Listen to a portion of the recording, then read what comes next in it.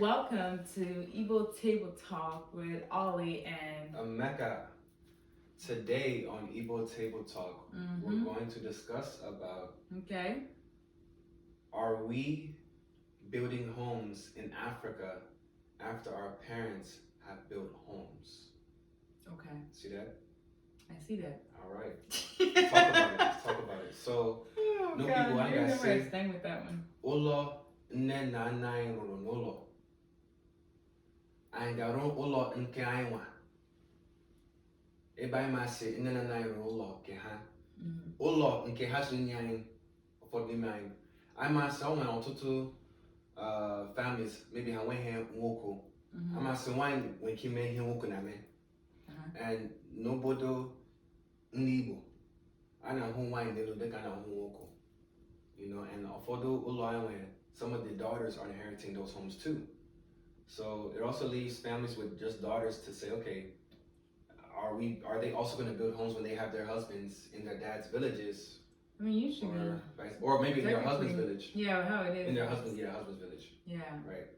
But it's a real question because Does your mom, she doesn't have a separate one from your dad? She doesn't. No, she doesn't. But at the same time, I noticed that a lot of the women, like my mom, other aunts, they tend to be very much involved, if not more, than their brothers in the affairs of their parents' family. Yeah, man. I mean, already might be even no. For more, a home any need. Okay. Iga no law. Gun no law. Okay. Iga na Nigeria gun no law. Okay.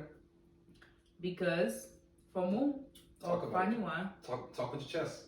My siblings are here. Okay. You know, I'm here. My kids are gonna be here. They're going to be raised here. Okay.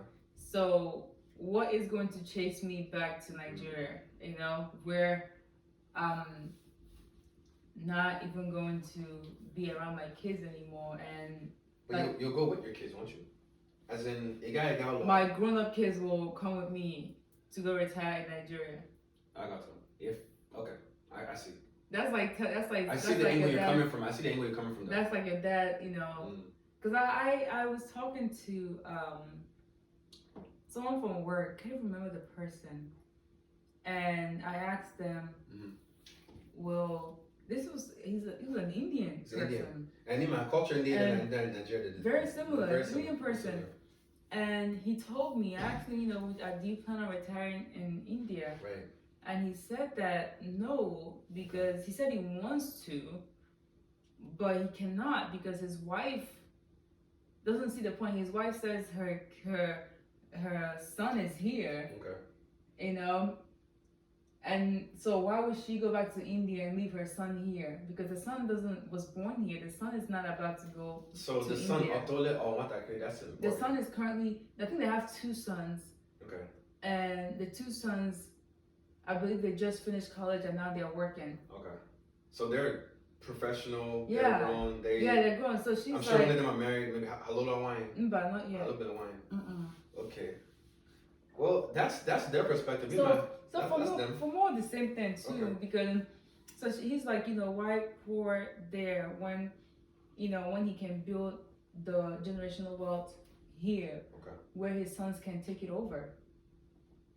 And for me, it's the same thing, So legacy. I feel like legacy. I feel like like if just being practical, right? Someone would say you can have legacy back home too. But who's gonna go back home and claim it?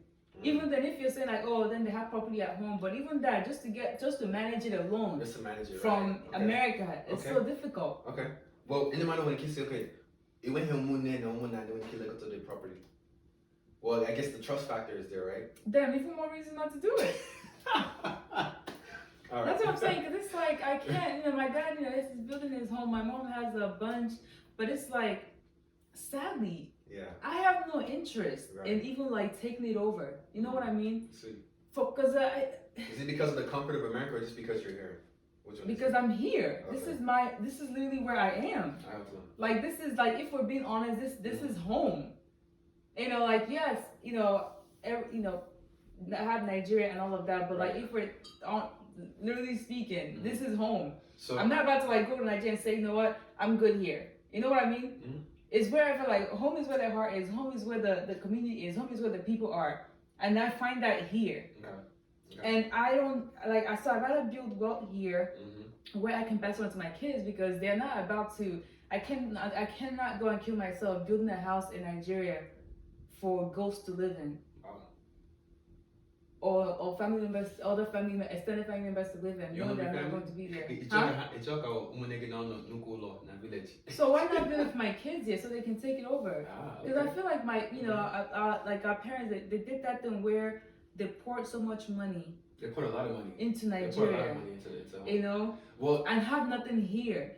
That, you know, like that, it's that, like that, it's that like part, you sacrifice even right. just like the legacy here. For even just kids' well-being. There's times where it's like, okay, well, you know, we don't have money for this because we're sending money back home to finish building this. We're sending money back home, but then like the children you have here, they're suffering. They're not living the best of life because you're building a wealth in Nigeria that's going to die with you. Wow. Okay. So that's. Oko dị na ke ọsụle ka mepụzọ na akụkụ ịma ihe na-eme bụ dịka i kwuru ọtụtụ nne na nna anyị ha bara mbọ ha gbalịrị rụọ ụlọ n'ụlọ na-azụ anyị n'ala bekee and ndị bekee ga-asị there was a detriment ịma language was a detriment. Certain things like maybe some people needed more SAT practice, like different programs, different legacies that they could have built here. Ego gaolo instead of staying here in different small tangible examples. So it's a detriment. I will agree with detriment. But nimeya nine when the attachment olo and it got a time hota nihina also nime ha for maybe in the 30s, 20s. That's true. So the attachment is real. You can't literally in that generation, they have like two hands across Atlantic. Ultimate in Africa, ultimate in Abeke. So I think their stress level in the generation have gone through and are still going through is above the roof. All Bozy Bo. No, seriously, man. Even like my dad, like, it like was so high. much money, because it's like literally so much money went into it. So much money, you know. Building There's times where like even just aside from even just the home, there's times where it will be like, oh, there will be lack of funds because it's gone to this family over here, this over there in Nigeria, that over there in Nigeria, and it's like, okay, so what's left for your children here? Yeah, in my nation, also a selected few of iron and them on a lab again that will operate like that will still put half here and half here. Honestly, it's only a selected few, and the ones that do that, I ain't got this strategic about it, right? For example, Ogram, I never go them mobile, and then on I buy everything, like I stay connected with them. So I want him and I might have nejoku, but I'm say the reach I'm gonna have to do across Atlantic and in the diaspora, I have to be strategic. I mean, environmentally you're better than them, but it doesn't mean that. Yeah, I get but but I feel like there's a lot of inconsideration. It's very much so. It's high. It's high. You know? And in my nejoku, papa I'm all along. No, I'm how long. I always say I got me tigwa nelu olo haro. And I think that's what most people will do, right? Papa, for example, Papa get online flat at all, right? Oh, or maybe like the Jamaicans. Exactly, like in Jamaica, where like they build on top of the house. Exactly. Not everyone feel like, okay, I must get a land and build my own. Exactly. You know? Yes, yeah. In Jamaica, all that crazy stuff. People have died over fight for land. Yeah, no, man, I've heard and seen stories where that happened. So I think also to Indian and the diaspora, one solution that affordable man got me, bo irung olo or imepe olo papain rulo already. Rather than igabos logo for land, you know, because iman unsubu alade na Igbo. But the funny thing is in Igbo land and other parts of Africa too, especially Nigeria, there's so much land that hasn't even been cultivated. People think that the land is scarce. It's not. Alade, all just said amebele excavation, literally. So the irony is, we're gonna have. I think we would be more strategic than our parents, and I think I ain't got getting hake ni hina ama say no ha bolombo how all how many I got no little bit because it was a stress.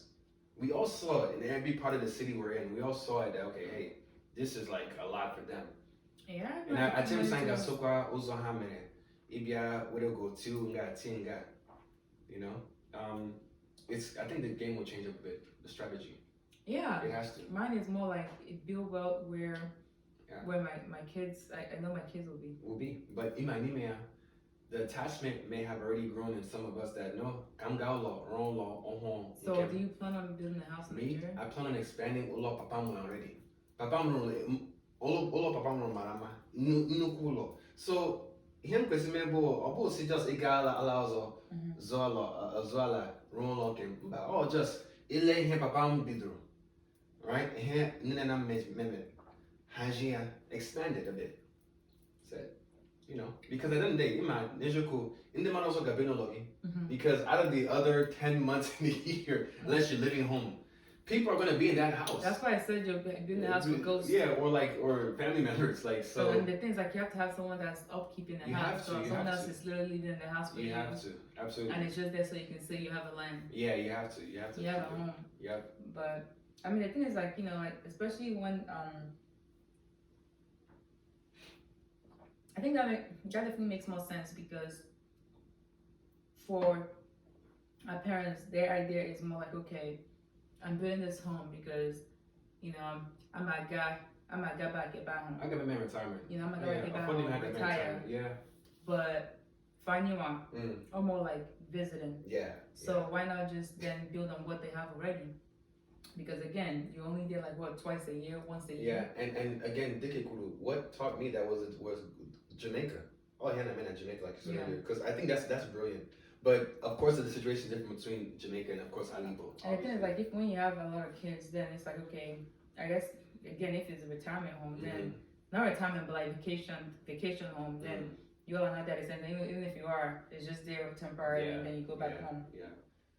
Yeah, my mother got no law permanently. Then of course people will make the adjustments, but I think it's going to be a split in our generation diaspora. Indiga Gaulo will likely build upon instead of getting a fresh, because the process, I've seen the process so many times. I know the process like front and back. It's a lot of work. Cultivated materials. I mean, even my dad, I've had to even put money towards my dad. Oh yeah. So I know it's a long process from like. Yep. And the thing is that because it even takes them longer to build because takes long. You know, because they have other priorities as well, and then you're dealing with people who. My dad has really good money, and then one day my dad, I see my dad on the phone yelling like, okay, so what happened to the money I gave you? Yeah. What did you do with it? Yep. They can't even answer to it. It's like you're pouring. They take half, do something else with the other half. Like it's ridiculous. And these are family members. Yeah. On your kick off, I'm a now. On your name, I give now gabu one nigga. No, it's funny because my dad has even like, I remember that telling on the phone like, I literally gave you this job because your mom said that you've been struggling to find a job and this is to help you out. But and he was telling her this dude took the money. Wow. And can't even answer to what he did with it. See, and then tomorrow he chased Papa got be yamana. Okay, go ahead, your shields off for. It's like people cry for jobs, and when you give them something, they then come and do that. But in the midst of this, I think, you know, coming to the case where it's good to have something at home as a legacy. And we know why, especially in Igbo land, everyone focuses on building in the village now, right? Yeah. But I think that legacy is good to have, and it's important to see that development, but... My thing is, like, if it's a legacy that's no use to no one, then what's the point of it? Well, that's a question for another day. But of course, the irony is that someone, well, it's not an irony, but someone will see it as a legacy. People in the village will see it as a legacy. Okay, but how about your own kids? That's a different conversation. That's between the person and the kids. That's what I'm saying. So I know. That's different. Is it legacy for who? Well, if it's legacy for just people over there, then is it really legacy because the people here that's looking at you don't know about it? No, I got my single law, but at the same time, it's... No, I mean, looking at the people you're with here. Gotcha. I see. Well, you know, it's one of those things. But I mean, I mean, I guess I can see the legacy because at the end of the day, like, one of the pride and joy that we have is that we have a root and we have somewhere else that we can say this is our root, you know? And a lot of times, like, it's good to have a foundation in that root. Absolutely. And having homes and things like that is a good way to know, okay, this is what my root is, you know? And this is a place that I can always come back to. Because this is home, it's special. but that is also home. It's special, yeah, absolutely, absolutely. We know. I might see it as Africans. I know God as a temporary type of state, but the final conclusion is up to us. So yeah, it's real. Good conversation. Yeah.